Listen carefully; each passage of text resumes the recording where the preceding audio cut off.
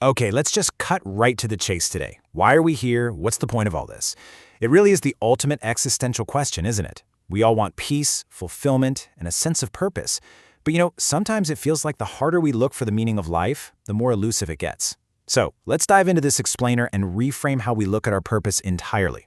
Today, we're exploring a seriously insightful guide called 12 Steps to a Good Life, The Hero's Journey Through Knowledge and Wisdom by Thomas Aletheia. This source material brilliantly weaves together ancient philosophy, modern psychology, and the structure of 12-step programs to give us a very real, very practical roadmap for human transformation. Let's start right off the bat with this powerful realization. The meaning of life is to give life meaning. What's fascinating here is how this instantly shatters a pretty huge myth. A good life isn't some secret object we're supposed to find hidden under a rock somewhere. It's something we actively create. The source text really hammers home that finding meaning is a deeply personal journey. There is no one-size-fits-all instruction manual out there, but as we'll see, there are absolutely tools we can use to carve out our own meaning. But before we can actually create that meaning, we've got to face reality. The text identifies something it calls the perennial struggle. Think of it as this enduring, lifelong inner tug-of-war between light and shadow, desire and fear, and, who we are versus who we desperately want to be. For years, the author actually believed he was alone in his pain. But the truth is, every single one of us has our own version of this struggle. It wears a ton of different faces: anxiety, fear of failure, the endless search for purpose. But here's the crucial takeaway.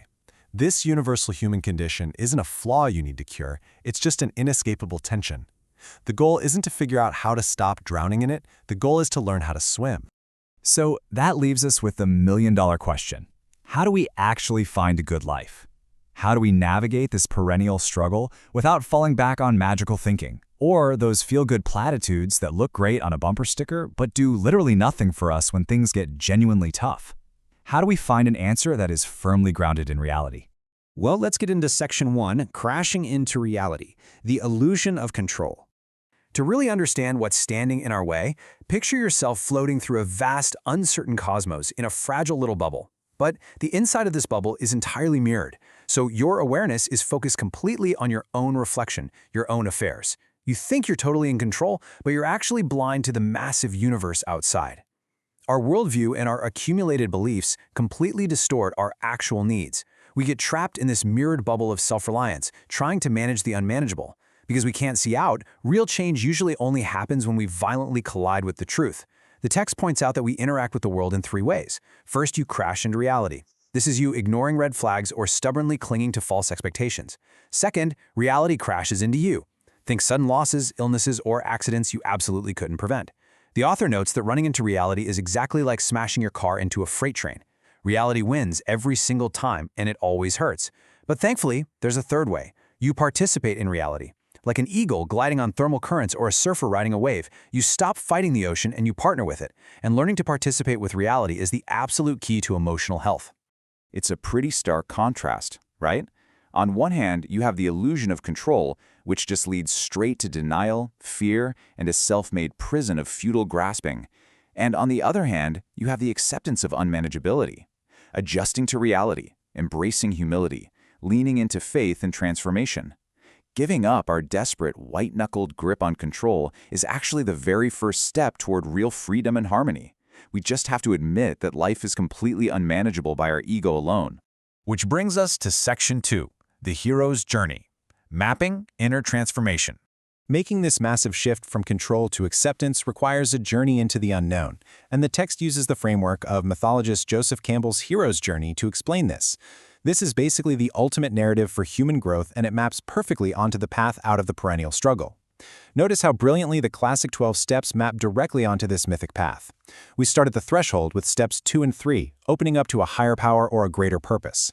Then we face the challenge in steps 4 and 5, taking a really deep, often terrifying personal inventory and admitting our faults.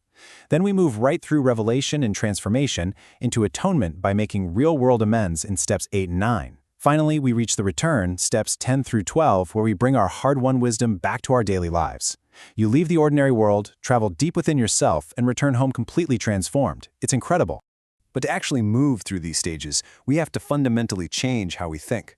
The text quotes Melissa Croden here, saying, "No problem can be solved by the same consciousness that created it." And wow, is that true. If you stay inside your self-made box of current beliefs, you are only ever going to find the same old solutions that clearly haven't worked. You literally have to step entirely outside of your current worldview to find new knowledge. Let's look at how we do that in Section 3, Tools for a Good Life, Knowledge and Action. True inner change requires both philosophical reflection and deliberate everyday action. In the source material, this active practice is referred to quite simply as doing, because it's not just about what you think, it's about how you act out there in the world. The text draws a lot of inspiration from ancient frameworks, like the Buddhist Noble Eightfold Path, to distill these highly actionable ways to live virtuously. Step 1 is right understanding, seeing the world clearly, accepting reality, and practicing humility. Step 2 is right intention, aligning your goals with your core values, not just whatever script society handed you. And step 3 is right action.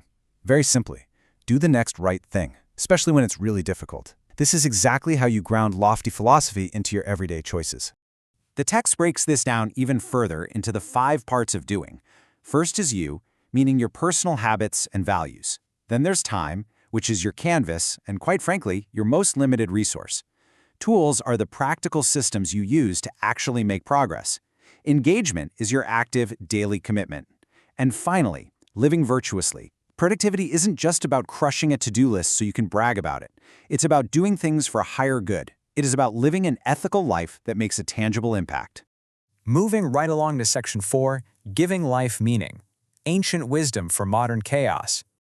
To support this pretty intense personal work, let's explore some of the ancient philosophy the text brings up, because it so perfectly supports this modern 12-step framework for living in today's incredibly chaotic world. First up, acceptance bestows the gift of serenity. The text makes a profound point here. Acceptance isn't just passive approval. You aren't just throwing your hands up in defeat. It is courageously opening your heart to the full, unvarnished, messy reality of existence. It's accepting your own resistance, your fear, and the world exactly as it is right in this moment. And then look at this realization from the Tao Te Ching. Knowing you don't know is wholeness. Thinking you know is a disease. This brilliant piece of ancient wisdom is just a great reminder that true healing begins when we finally let go of our ego's desperate, exhaustive need to have all the answers. Humility is literally the ultimate cure for the disease of arrogance. We also see the Stoic perspective brought in through the Enchiridion of Epictetus of things some are in our power and others are not. It sounds so ridiculously simple, but truly living this out is a superpower. Inner peace requires us to aggressively stop trying to manage the external world. You gotta let go of other people's opinions, external events, the past, and focus entirely on your own thoughts and actions. Which leads perfectly into this Zen proverb. When the mind is at peace, the world too is at peace. The text explains something so fascinating here. The universe itself doesn't magically change to suit your needs. But when you undergo this massive internal change, when your own perception shifts, everything around you appears to rearrange itself. You stop fighting reality, and suddenly, the world just feels like a completely different place. And that brings us to our final stage. Section 5, The Return. You are loved. This is the point in the hero's journey where we bring our newfound inner peace, our knowledge, and our wisdom back to the ordinary world to make it better. Because this isn't just about self-help, right? It's about collective elevation.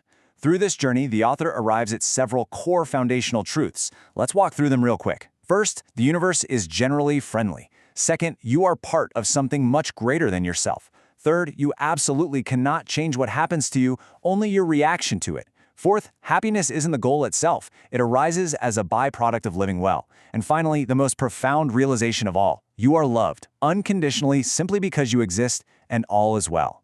So what do we actually do with all this? Well, the text reminds us, the purpose of life is not just to be happy, but to be useful, honorable, and compassionate. This is where the meaning of life culminates in step 12. It's about actively getting your hands dirty. It is face-to-face, real-life action to make the world a better place for the people around you, without expecting a reward or recognition. It is taking your serenity and using it to serve. The path to a good life, a truly meaningful life, isn't a straight line. It's a continuous, cyclical journey of letting go of control, diving deep into self-discovery, and returning to serve the world. The tools are right here.